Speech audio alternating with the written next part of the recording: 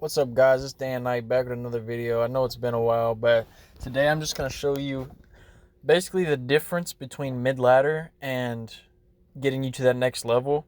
It's not that big a difference. I know a lot of people in mid-ladder, they have the skill.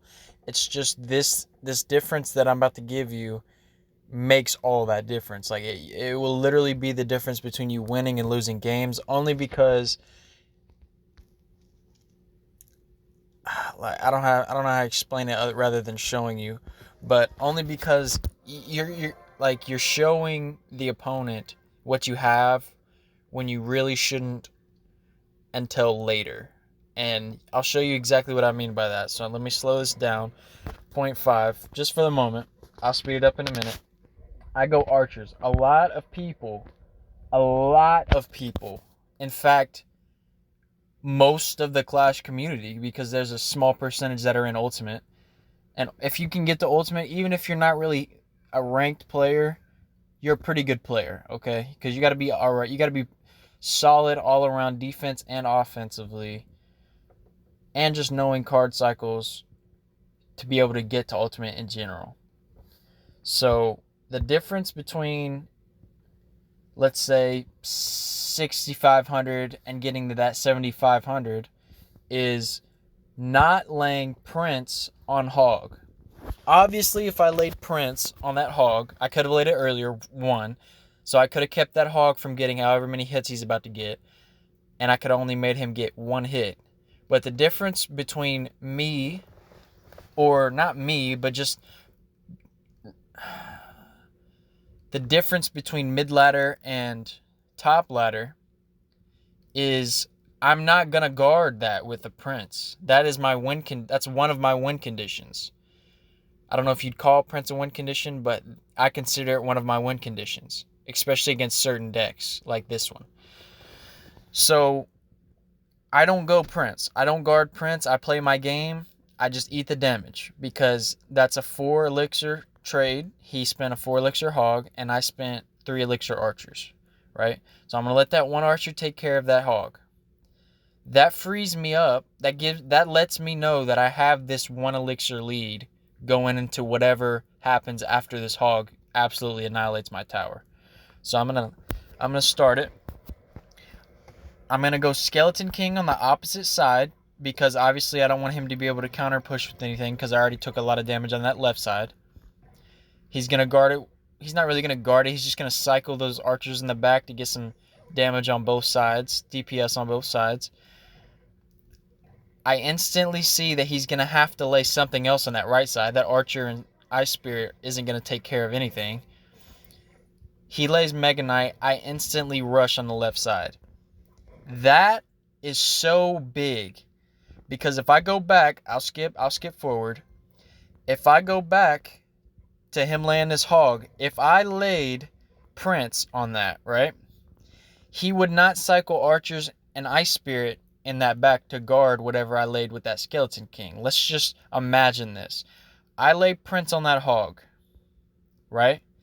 He clearly has mini P.E.K.K.A. archers, Ice Spirit, and Firecracker. If I lay Prince on that Hog, he's going to be able to lay, he's probably going to, well, first off, I love archers, so I know how to stop a Prince with archers, but most people don't do that. He would probably go mini P.E.K.K.A. in the lane, and then he would lay like an Ice Spirit right after just to, stop the charge from my Prince. And that would completely stop my push. And I'd probably have to guard that mini P.E.K.K.A. with something. But because I ate that Hog damage, and I start a counter push on the opposite side that he didn't get any damage on, it forces him to spend a little bit extra elixir guarding my push. So that frees up the other side because I know he obviously has no elixir. Now, obviously, he's using a big beefy card like Mega Knight. So, it kind of like cancels out and we end up tower trading here. But you see the difference. That makes all the difference, I'm telling you, between winning games and losing games. Just because you're letting them know what you have. earlier than you should. That simple difference will, like I said, win you or lose you the game. You know me, I like to emote and maybe get them off their game a little bit, make them be a little bit more aggressive. But guarding stuff with cheap and trying to make them spend extra elixir with spells and or troops to kill whatever you just guarded it with cheap, like by cheap, for example, bats like I just did on his hog. If he zapped, that's 6 elixir to my 2. So let's say I eat the rest of that damage that the hog, let's say he zaps it immediately or something. Obviously, I'm going to take a lot of damage from that hog, and you can't do that all the time. Like, let's say it's late game. You can't really do that late game. But I had plenty of time left. So I knew what I was going to do, and I had the time to do it. That's 6 elixir to my 2 that I just spent. So I'm easily going to lay, like, this is a no-brainer. I'm going to lay archers in the back to keep him from being able,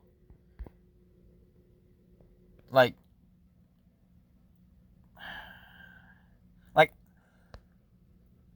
this is kind of hard to explain. It's just there's so much going on in a game, and certain tips work for against certain people, so you just have to learn how to be an all-around solid player.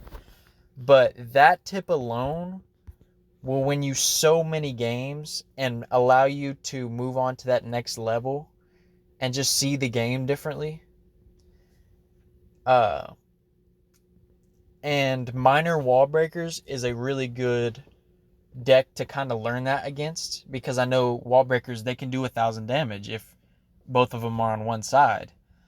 But sometimes it's best just to eat that and start your own push, whether you're going to split lanes or whether you're going to lay a golem or a lava hound in the back. You do not have to guard everything. If you do guard something and then they use spells to kill whatever you just guarded, that's really good for you. You don't need to lay anything else after that to kill whatever he just spelled, just to maybe get that 1 or 2 extra hog hits, for example. Just eat that damage and start your own push. That's where having your own win condition comes into play. If you don't really have a win condition, he can do that all game, and you're gonna kind of be screwed. Don't always be super aggressive either, unless you know that you can get his tower based off of whatever his cycle is, or whatever cards he has in his deck. So going back to my hog example, if he lays hog, that's 4 elixir, and then I lay bats or skeletons. Let's say skeletons for this example. I spent 1 elixir guarding that hog. If he zaps, that's 6 elixir he spent. So I am up 5 elixir right there. Immediately. I need to take advantage of him right now. He got his little damage with that, hog zap trick that he just pulled. But I'm up 5 elixir. If you ask me, that 5 elixir, you have to punish them for allowing you to be up 5 elixir, especially in single elixir, because then they can't really do anything about it. It's a little bit harder once you get into overtime and that double elixir, because that's when a lot of people, they're able to spam stuff. But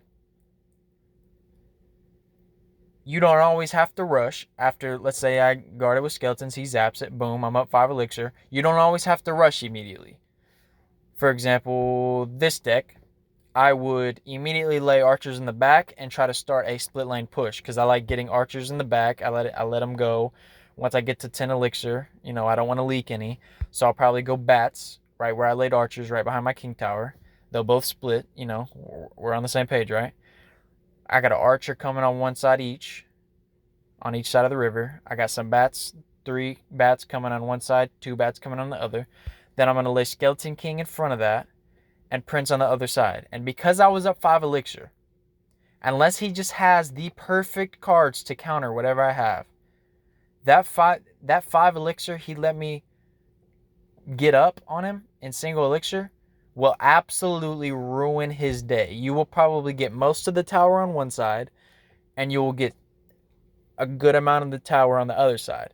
That alone puts you in a really good spot the rest of the game, because one, you're up a lot of the you got more damage on both of his towers than he did on one of yours. And two, if he does ever have to full send one side, you can full send that other side, right? And then you already have damage on the other tower. This is just one example of how Clash Royale works. It's not really like some people would call this a skill. I wouldn't call it a skill. I would call it basic Clash etiquette. Not etiquette, that's the wrong word, but basically common sense when it comes to Clash. And I had to figure this out myself. I didn't ask anybody. I had to figure it out myself. I would just watch games and be like, what in the hell can I do to beat this guy? Because he just crapped on me. And I would just watch. I would be like, should I have guarded this? Should I have guarded that? Should I have been aggressive immediately? Should I have waited instead of being aggressive? Like, you have to ask yourself those questions in order to basically learn and get better.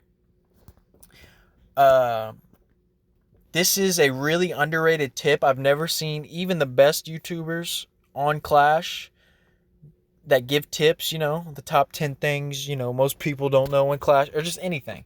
I've never seen a YouTuber give this tip. But in my opinion, this is one of the things that completely set me apart from everybody else, because I used to be a 6,300, 6,500 player. But right when I figured this out, I started flying in trophies. Like, you just don't need to guard everything. It's simple. And if you do guard something, like a hog, you want to guard it with something cheap, especially if you don't have like that prince to keep it from getting 2 hits. Because a prince, if you lay it early enough, it can keep a hog from getting 2 hits. It only gets 1. That is... Here, I'm going to show you my wins because I'm a loser. That way you have something to watch. I hope that I'm explaining this good enough. So y'all can maybe incorporate it into y'all's gameplay. But, I mean, he just spent 7 elixir, 11 elixir, just to get, 6 skeleton hits? So then I switch lanes. He has absolutely nothing to guard this. Whereas, he just spent 11 elixir guarding that, Damn it, go back a little bit farther. Come on, Charles. What's happening here? Oh, that's just a glitch.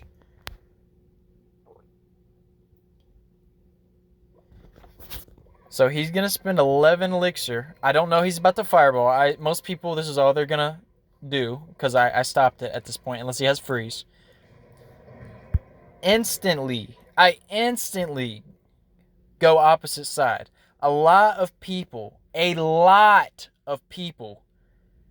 would lay bats just to prevent those, couple skeleton hits. But you have to play the long game. Look at how much time is left. There's 2 minutes and 40 seconds left, basically. I don't need to guard that. That's little baby hits. He just let me get up. Let's imagine I didn't lay the Skeleton King down. I would have damn near 9 elixir, because he costs 4, and I almost have 5 elixir right here. Here, I can now have... I would have 9 elixir if I didn't lay that Skeleton King. Right? I played archers my entire freaking Clash career. I love archers. I put that in front of the archer. That way I just have some extra DPS, right? And then if he does kill something, like lay like a... I don't know. Just lay anything to stop the archer, I can use his ability as well. That's just a side thought, though. But the real key to why I crapped on this guy immediately is, one, because he overspent in single elixir so early in the game. So you have to punish them. You would not be punishing them if you laid bats on that graveyard after he fireballed. Or that's just an example. You would be putting yourself in a bad position. Not really a bad position because you guarded it, you prevented damage, but you wouldn't be maximizing your potential. You get what I'm saying?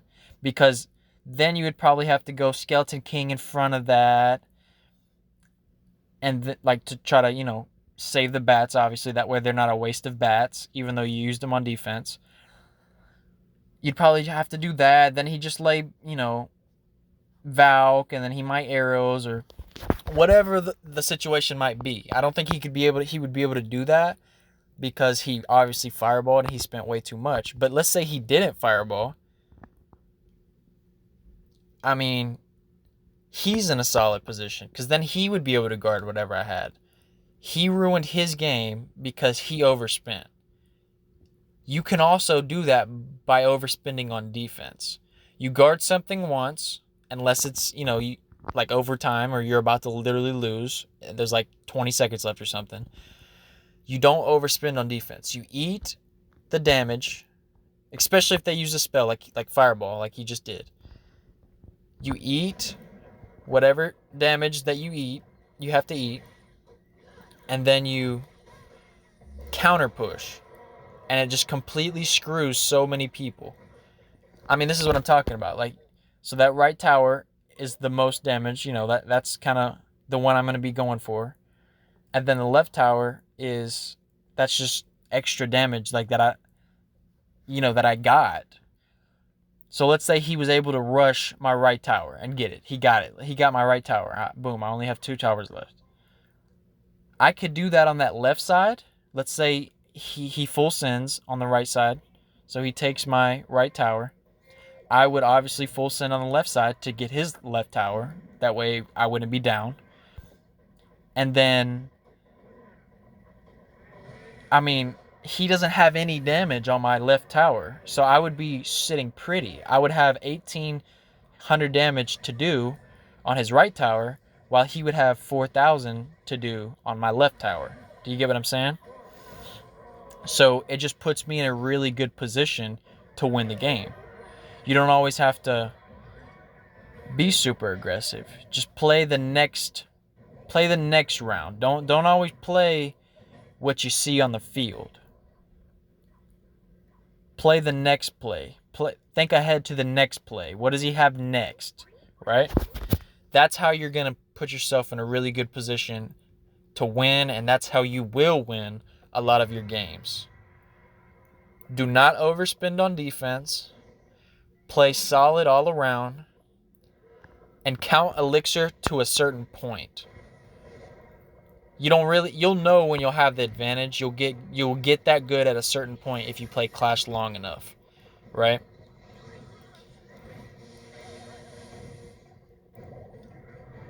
Overspending is bad. Overspending is bad, bad, bad, especially on defense. Most of the time, you're gonna just have to eat damage.